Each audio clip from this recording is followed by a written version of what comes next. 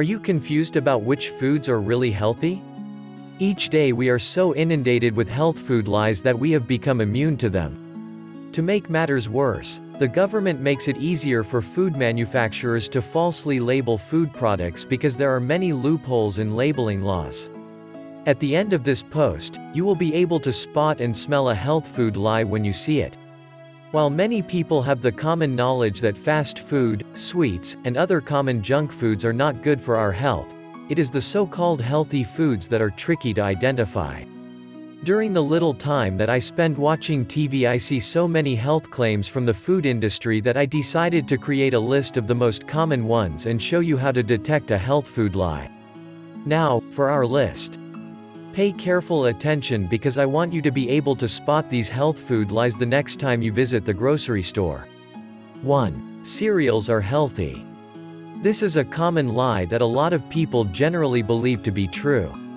Cheerios is probably the most popular, healthy, cereal because of their heavy marketing slogan which claims that it can lower your cholesterol. Notice how the word can conspicuously made its way to their slogan. That means that there's a possibility that it can lower your cholesterol, but it's not for sure. When I researched the ingredients of Cheerios online, I found out that most ingredients contained starch in its name and the third ingredient is sugar. This means that Cheerios is basically made up of mostly carbohydrates with a little bit of fiber and protein. Don't get me wrong, if you used to eat bacon and bagels for breakfast or not used to eating breakfast at all, having Cheerios for breakfast is a relatively healthier option, but it's not the cereal of choice for optimum health. If there is one cereal that I would recommend to my clients, it would be Fiber One cereal, but I would only recommend the original brand flavor and not the other ones because it has the highest fiber content and has 0 calories from sugar. The ingredients in this cereal are mostly made from bran, which is the part of grains that contain the most fiber, which in turn gives our bodies the most health benefits. 2. Sugar-free.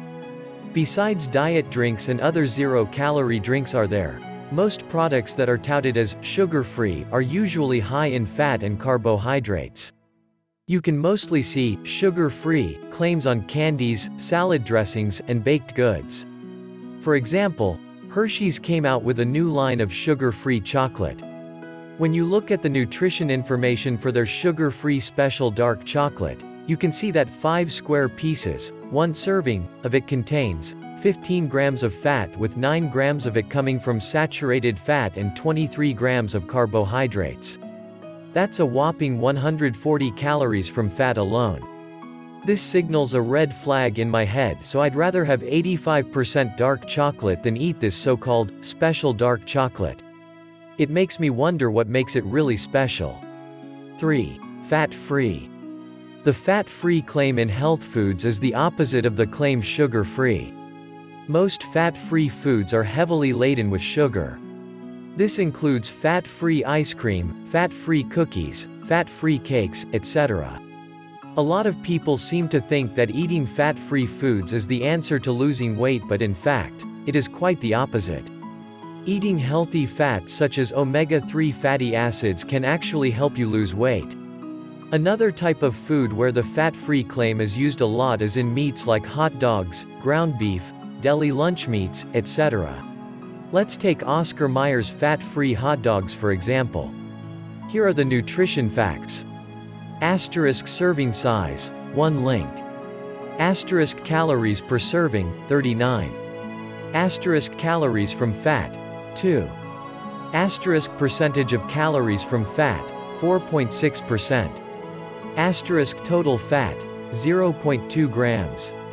So, how can it contain 0.2 grams of fat and still be labeled fat-free? The FDA says that as long as a food product has less than 0.5 grams of fat, it can be labeled fat-free. While 0.2 grams of fat may not look like a lot to you, I don't ever remember eating just 1 hot dog in one sitting. Most people would probably eat 3 hot dogs on average, so the fat definitely adds up. 4. Portion control meals or snacks. To a eater's ear, 100-calorie packs or snacks are probably music to their ears. You mean, I can eat a chocolate chip cookie and only consume 100 calories? Yay. Nay again. The sugar in these so-called portion control snacks can wreak havoc to your insulin levels, which means that they trigger even more sweet cravings later on. You're better off spending those calories on a fruit, which helps stabilize your blood sugar levels. Another food in the portion control category are the frozen dinners or meals. This may sound like a good option for busy people because it requires less preparation time, but what's hidden inside all these convenient little packages is a lot of sodium. In order to preserve the food and add more flavor to frozen meals, the manufacturers add an insane amount of salt, which can cause serious health problems such as high blood pressure, kidney disease, etc. when eaten regularly. 5. Healthy fats. I'm all for eating healthy fats, no doubt about it. But keep in mind that when you do eat healthy fats from olive oil, coconut oil, almonds, pecans, etc., that fats are still high in calories. Time and time again, I will watch a health food channel and see the host put lots and lots of olive oil in most of their meals. Yes, it's healthy, but if you eat too much of it, you're still taking in a lot of calories. To give you an idea about the calorie content in healthy fats, here is a list of common sources. 1 tablespoon of olive oil, 119 calories. 20 pieces pecan halves, 196 calories. 24 whole almond kernels, 163 calories. 2 tablespoons natural peanut butter, 190 calories. 14 pieces walnut halves, 185 calories. One important lesson from this: healthy fats are good for you, but enjoy them in moderation.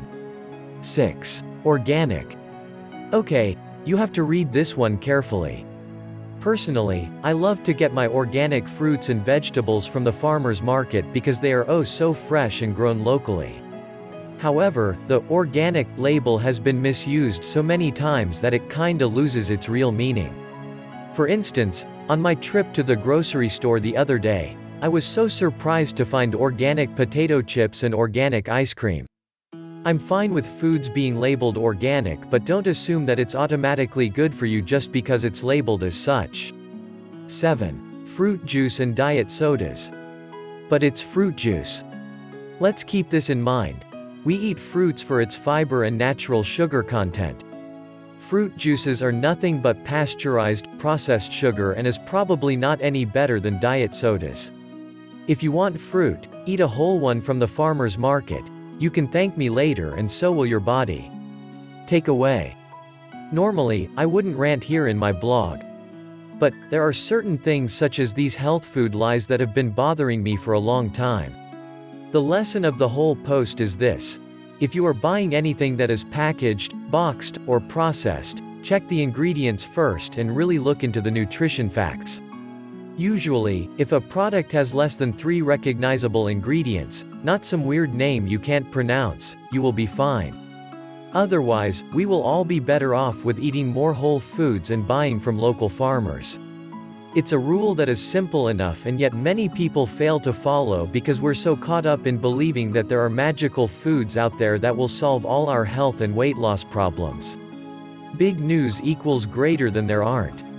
While it's fine to have these types of food once in a while, don't buy them in the false belief that they will help you reach your fat loss goals, because you will face a huge disappointment. And most importantly, do not forget to subscribe to our channel. Doc Online. To be updated on how to be naturally healthy and not consume medications.